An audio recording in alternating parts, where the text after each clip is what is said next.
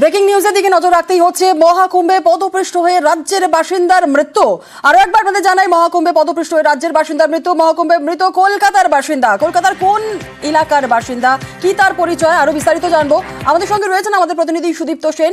সরাসরি চলে যাবো সুদীপ্তর কাছে। সুদীপ্ত, কলকাতার রাজ্যের বাসিন্দার মৃত্যু, মহাকুম্ভে মৃত কলকাতার বাসিন্দা, কোন এলাকার বাসিন্দা, কি তার পরিচয়, কি জানতে পারছি আমরা?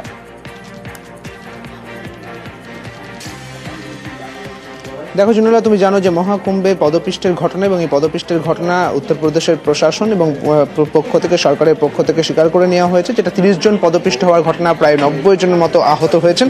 এবং এবার যেটা জানা যাচ্ছে যে একদম রাজ্যে এই কলকাতাতেই একদম অশ্বিনীনগর অর্থাৎ গল্ফ গ্রিন থানার অন্তর্গত অশ্বিনীনগরের বাসিন্দা বাসন্তী পোদ্দার, তিনি তার পদপিষ্ট হয়ে মৃত্যু হয়েছে। এই মুহূর্তে সেখানেই রয়েছি, কথা বলার চেষ্টা করব তার পরিবারের মানুষের সঙ্গে।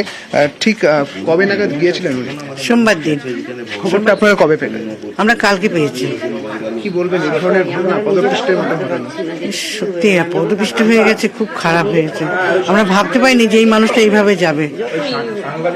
এবং এখানকার প্রশাসনের আরো বেশি সজাগ হওয়া উচিত ছিল।